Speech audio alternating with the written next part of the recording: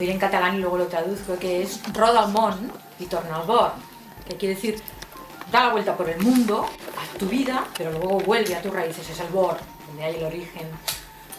Y yo pienso que Cortes, tengo esta sensación, sobre todo desde que hace como medio año Maite Lostado, a la que tenemos hoy también aquí con nosotros, me habló de la posibilidad de revitalizar el proyecto del Alto de la Cruz, no solo a nivel de investigación, sino también y sobre todo de difusión y de interpretación del patrimonio.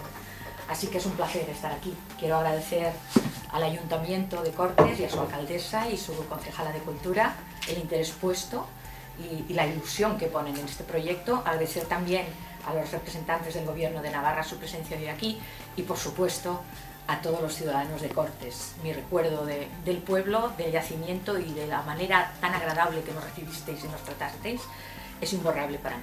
Y ahora nos dejamos de emociones y empezamos a hablar. A mí me toca hablar de la investigación del yacimiento, ¿no? Es una, como sabéis, todos los ciudadanos de Cortes lo sabéis, es un yacimiento que tiene sus raíces ya en la década de los 40 a través de un descubrimiento fortuito que hizo el propietario del terreno, familiar de Maite Lostado, en 1947. Y ahora hablábamos de que lo mejor que pudo hacer, que no es lo normal que se hace, es que enseguida dio parte de lo que se había encontrado y se empezaron las negociaciones para poder recuperar ese yacimiento. Así que nuestro agradecimiento, porque vale la pena. Pues un nieto aquí, su nieto está aquí. Pues gracias. En aquel momento, Blas Taracena, que era uno de los investigadores de la prehistoria en la península ibérica más reputados, cogió las riendas del proyecto de excavación. Y entre su equipo había un tal doctor Juan Maluquer de Motes y Nicolau, que luego tuve yo la suerte de que fue, porque Blas Taracena murió, pero yo al doctor Juan Maluquer de Motes no solo le leí y conocí toda su producción científica y toda su valía científica, sino además tuve la suerte de trabajar en su equipo de investigación y de verdad que fue una gozada. Juan Maluquer de Motes heredó la dirección del yacimiento a partir de 1953.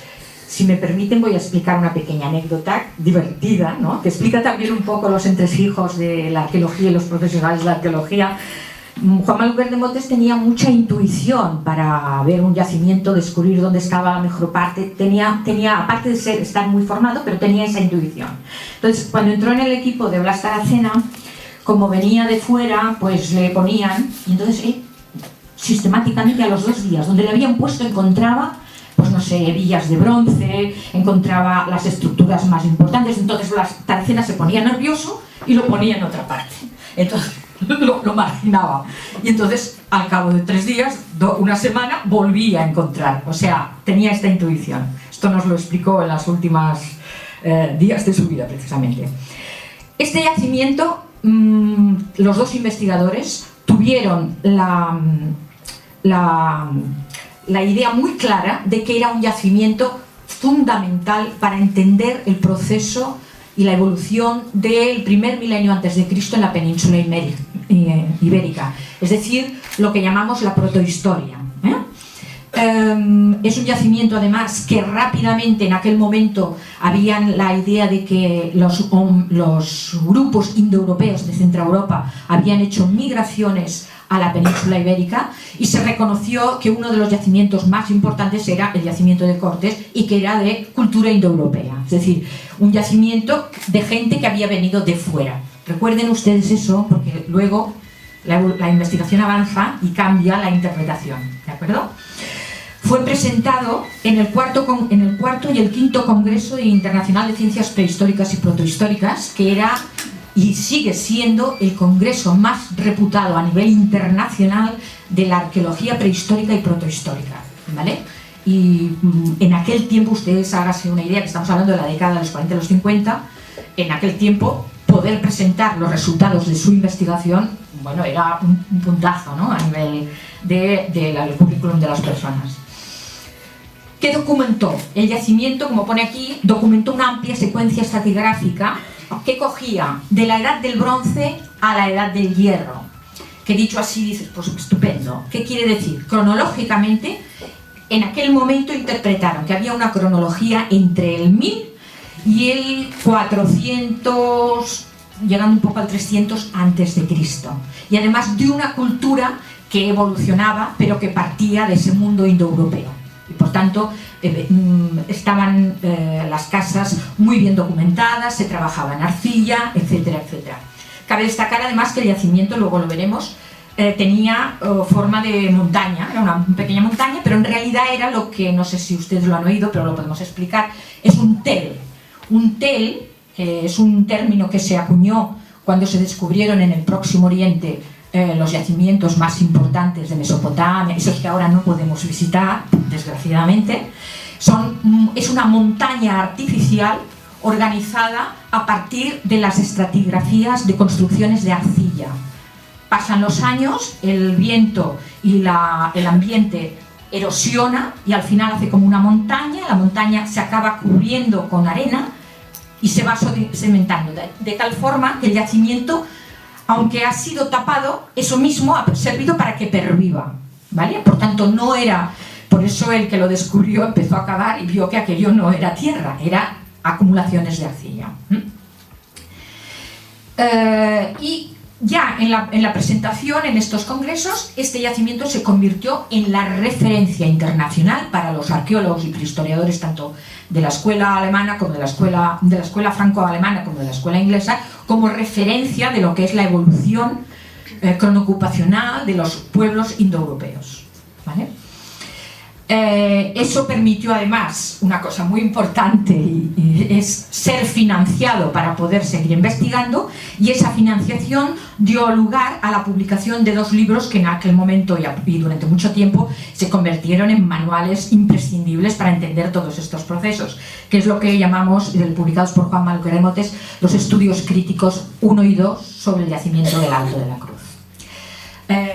Os he puesto aquí unas fotografías. Blas Taracena, que como ven murió en 1951, y en el 53 el doctor Maluquer, aquí ya en la última etapa de su vida, heredó el yacimiento. En realidad he puesto esta fotografía, podría haber puesto de cuando era joven y tal, pero es como yo lo conocí, entonces eso me sirve también para rememorar. Esa fue la previa. El yacimiento se investigó a través de las metodologías que en aquel momento había, metodologías de excavación arqueológica, pero todavía no lo suficientemente desarrolladas como para poder sacar toda la documentación más interesante. Juan Maluquer de Motes luego se convirtió en un prehistoriador muy reputado, tuvo cargos en el gobierno, tuvo cargos en la autonomía, estuvo también en la Universidad de Salamanca, Universidad de Barcelona, etc. Y por tanto, además, como os he dicho, tenía muy buen ojo y llevó a cabo muchas investigaciones en otros yacimientos de la península.